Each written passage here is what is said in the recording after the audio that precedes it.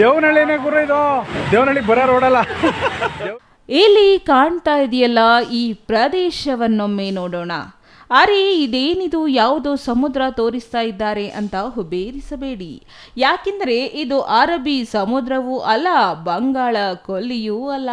ಇದು ನಮ್ಮ ಕೆಂಪೇಗೌಡ ಅಂತಾರಾಷ್ಟ್ರೀಯ ವಿಮಾನ ನಿಲ್ದಾಣಕ್ಕೆ ಹೊಂದಿಕೊಂಡಂತೆ ಇರುವ ದೇವನಹಳ್ಳಿ. ದೇವನಹಳ್ಳಿಯ ಯಾವುದೋ ಕೆರೆಯೂ ಅಲ್ಲ ಕಣ್ರಿ, ಇದು ರಾಷ್ಟ್ರೀಯ ಹೆದ್ದಾರಿ 44. ಮುಳುಗಿದ ಬೈಕ್ಗಳು, ತುಂಬಿ ಹರಿಯುತ್ತಿರೋ ನೀರು, ಕುಂಭ ದ್ರೋಣವಾಗಿ ಸುರಿಯುತ್ತಿರೋ ಮಳೆ, ಕಣ್ಣು ಹಾಯಿಸಿದಷ್ಟು ನೀರೋ ಕಾಣುತ್ತಿದೆ ಅಂದ ಮಾತ್ರಕ್ಕೆ ಅದು ಸಮುದ್ರ ಆಗಲು ಹೇಗೆ ಸಾಧ್ಯ ಅಲ್ವೇ? ಬಯಲು ಸೀಮೆಯ ದೇವನಹಳ್ಳಿ ಇಂತಹ ಜೋರು ಮಳೆಯಾಗಿದೆ ಎಂದರೆ ನಂಬಲೂ ಆಗುತ್ತಿಲ್ಲ ಅಲ್ವೇ? ಆದರೂ ಇದು ಸತ್ಯ.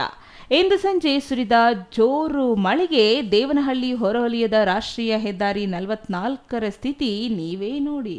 ಇಂದು ಸಂಜೆ ಏಕಾಏಕಿ ಸುರಿದ ಮಳೆಯಿಂದಾಗಿ ವಾಹನ ಸಂಚಾರ ಸ್ಥಗಿತವಾಯಿತು. ಬೈಕ್ ಸವಾರರು ಮಳೆಯಿಂದ ತಪ್ಪಿಸಿಕೊಳ್ಳಲು ಆಶ್ರಯ ಹುಡುಕಿದರೆ, ಕಾರು ಮತ್ತು ಇತರೆ ವಾಹನ ಸವಾರರು ಅತಿಯಾದ ಮಳೆಯಿಂದಾಗಿ ಚಾಲನೆ ಮಾಡಲಾಗದೆ ವಾಹನಗಳನ್ನು ನಿಲ್ಲಿಸುವಂತಾಯಿತು.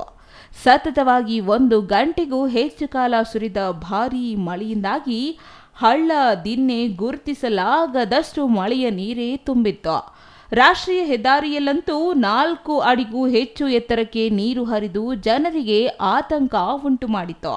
News bureau, CTV news, Chikkaballapur.